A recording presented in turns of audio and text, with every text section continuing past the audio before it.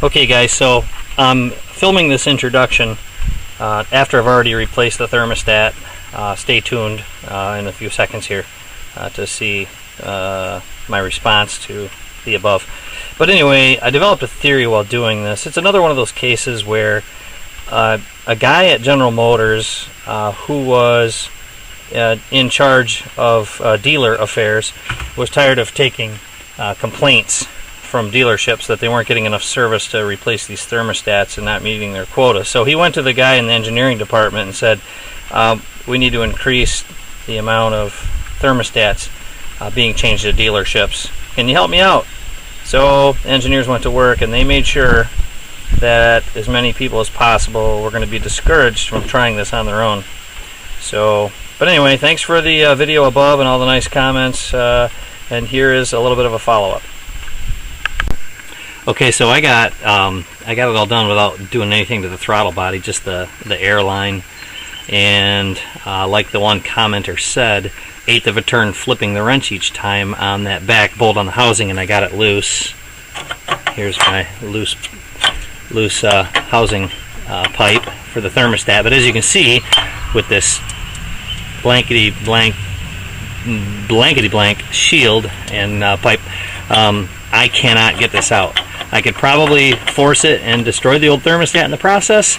I don't want to risk though breaking this because I don't want to have to go to a junkyard to get another one. So hopefully here I will get you some good footage of me getting this shield off so I can get that out. Forgot to mention, when I got the top bolt for the air housing off with a socket, I actually placed a small socket in there on that top bolt, or a short socket, and then I forced my extension right between the coolant line and the pipe here. Forced my extension, wedged it through there, connected it to my socket to be able to turn it. Alright, on the shield, I'm over here. I've got my ratchet, my extension, and actually on these two old rusty bolts on the beginning of that shield, I've actually got a 3/8 socket that fits snugly over it. I'll try to remove that one, and having removed the two bolts of the shield, it gives you some play with it, clearly, a little bit anyway. And I was actually able, I've already done it, but for demonstration I'll show you, I was able actually to wedge the thermostat housing pipe up and out of there. It was a little snug, but I did manage to pull it out. And then we have the inside. I need to clean that up, obviously. And then down in there, hopefully we can see it, is my thermostat. Still in place. Focus, focus, focus. Maybe not, but you get the idea. There it is. Yeah. And so hopefully, maybe if I'm lucky, a new one at the parts store will have a lower profile on the top, so it goes back in easier. We'll see. Okay, with the thermostat out in the light of day, now I felt pressure, and I was definitely pushing against something, pulling that housing out. But it does not appear that it was pressure against the thermostat. I don't see any rub marks, scrape marks really, or dents to prove that that was what was stopping me. So hopefully there won't be any damage for the new one going in. Okay, what I found was the new thermostat, exact same profile, so no luck on having it be lower to make it easier, but to get a hand underneath the pipe here and a hand over, you know, when you're putting this thing down in here is really helpful. So with everything cleaned off best as I could, I went ahead and stuck the thermostat in there. And then as far as the housing goes, I tried several different maneuverings to get it, and what I found was if you set it, camera bump, set it down in there, good shot, yeah, set it down in there, and then get it underneath the thermostat,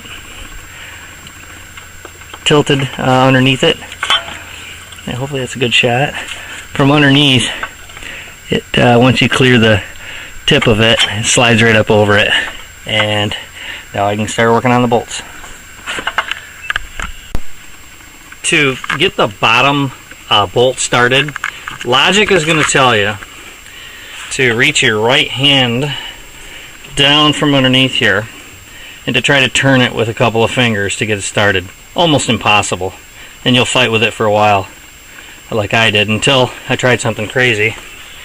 I actually turned away from the vehicle to my left side and reached my left hand down underneath, and absolute miracle, thumb, forefinger can actually get right to it, and you can get like a half a turn each try with that until it's tight enough to where you got to grab your wrench. So in conclusion, I think I did the whole job with channel locks to take that hose clamp off down there. You have to pop off the air filter holders right there and pull out that air hose in that plug and that plug to remove the entire air intake assembly, and then the 13mm socket on the upper bolt of the thermostat housing with an extension and a 3/8 drive, and then the very short 1/2-inch combo wrench for the bottom bolt is all I used. And I believe, oh, the 10mm I think for the heat shield bolts in the front to give you a little bit more wiggle room. Oh, look at there, I forgot to put them back in. I guess I should do that, or that rattling is going to drive my wife insane. And all of this, if I haven't mentioned it before, is on a 1997 Pontiac Transport. And I think that's all the info you really need, other than what a pain in the arse. See ya, bye.